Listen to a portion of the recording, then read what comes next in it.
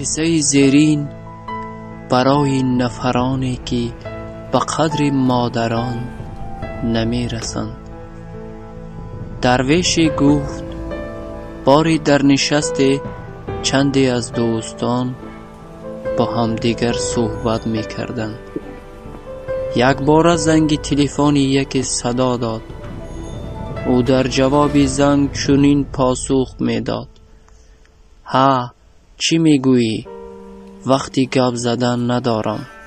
مرا گذار کمی با دوستانم نشینم. بس کن، بهتر سخنت را می گویی. دوستان می گویند. وقتی که این سخنانی سرد را از زبان دوستمان شنیدیم، گمان کردیم که او با زن یا یکی از رفیقانش سخن می کند. ولی بعد آن که سخنش را به انجام رسانید و سوی ما نظر کرده گفت: این کمپیر مرا بیزار کرد. بعداً فهمیدیم که آن نفری هم صحبت مادرش بوده است. او مادرش را با لفظ تحقیرآمیز ندا کرد. نشست را آرامی فرا گرفت.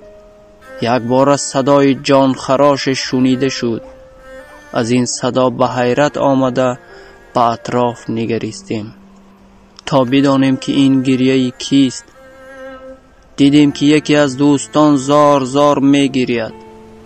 وقتی که همه به سوی او با حس کنجکاوی نگریستیم، او لب به سخن گشاد و گفت: ای کاش من نیز مادر می داشتم. ای کاش مادرم مرا اذیت می داد. و من در جوابش می گفتم: مادر جانی عزیزم، هرچی خواهی بگو، ولی بدان که من تو را بی نهایت دوست می دارم. وقتی که این سخنها را شنیدیم، جوان جنایتکار برای دفاع خیش کوششی حرف زدن کرد، ولی ما همگان او را از سخنگویی منع کرده گفتیم: تو سخن مگو، تو حق سخن کردن نداری، زیرا تو به عذر مادرت را رنجاندی. جوانی که از طرز صحبت فرزند با مادر به گریه افتاده بود، در روز نخستین تولدش از مادر محروم گردیده است. در روز تولدش مادر جانش را برای او فدا کرده است.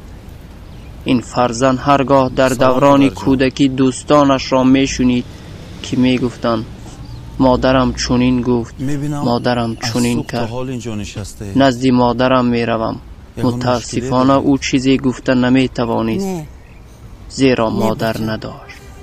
از این لحاظ او چون دوستانش را می دید با مادراشان چنین مناسبتی دغل دارند، آتش دلش می تسبید. یگان چیز نمی خواهید؟ چی خدمت کنم؟ راستی گپ کمی تشنه موندم. اگر یک قطره آب یفته می آوردی. خوب مادر جان، خوب.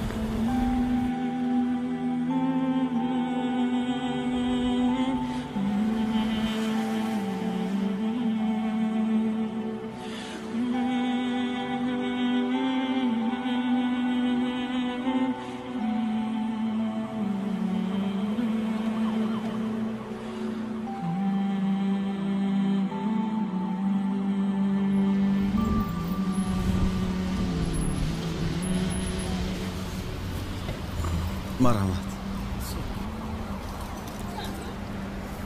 آب از خورد میگویند، نوشید. نه بیمالال. سلامت باشید.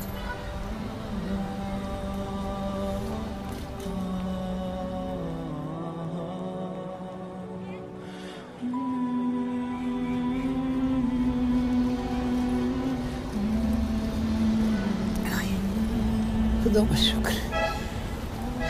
تمام روز آب ننوشیده بودم. برکه یابی پسرم، عمرت مثل آب دراز شود.